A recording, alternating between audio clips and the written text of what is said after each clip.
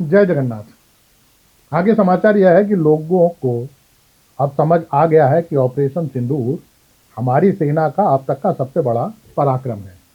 इतना बड़ा कि हमारे प्रधानमंत्री की रगों में खून की जगह सिंदूर बहने लगा है।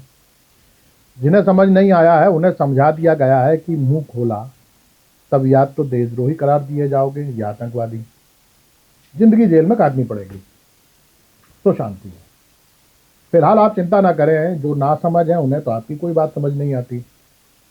वे न तो आज तक नोटबंदी समझ पाए हैं, न थाली बजाना, और न ही देश भर में किया गया ब्लैकआउट। उस दिन सिया जाधव घसीटा मल की चाय की दुकान पर हंस रहा था कि उनकी मिसाइल में आंखें थीं जिसे हमने अंधेरा कर भटका दिया, और हमारी मिसाइलें बादल के ऊपर से गईं जिसे दुश्मन का रडार पकड़ नहीं पाया। सिया की बात सुनकर लोग खामोश रहे, ना कोई हंस रहा था ना समर्थन कर रहा था। उस दिन मंडल कमेटी की बैठक में राम प्यारी सुजियाइन अपनी मान में मोटा सा सिंदूर भरकर आई। सिंदूरी साड़ी भी पहने थी। उन्हें देख सारे पुरुष जल गए। कहने लगे, आदमियों को भी मांग भरने की सुविधा होती तो बताते पार्टी के कितने वफादार हैं। सरदार जंडेल सिंह ने हंसते हुए कहा कि सिंदूर सिर्फ महिलाएं ही लगाएंगी, ये किसी ग्रंथ में नहीं लिखा। जो पुरुष पार्टी के प्रति अपनी प्रतिबद्धता दिखाना चाहते हैं वे भी लगा सकते हैं।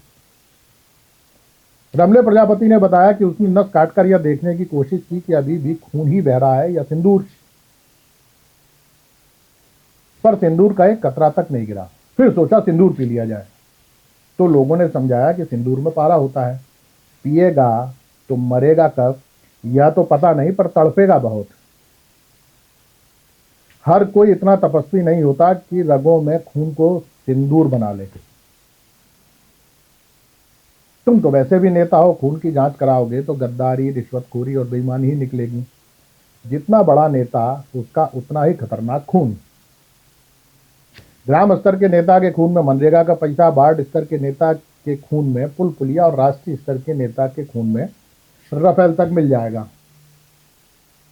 अब आदमी में तो खून बचा नहीं जिसे तुम चूस सको।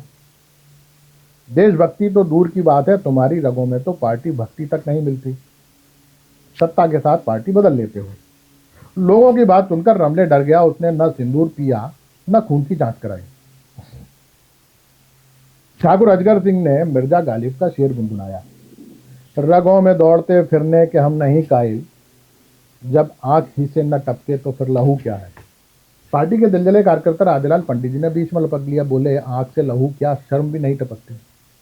उन्होंने कल्लू से हंसकर पूछा, क्यों पहलवान, आगे से खून खच्चर करोगे या सिंदूर खच्चर। भीमा कश्यप इस बात पर जोर से हंसा।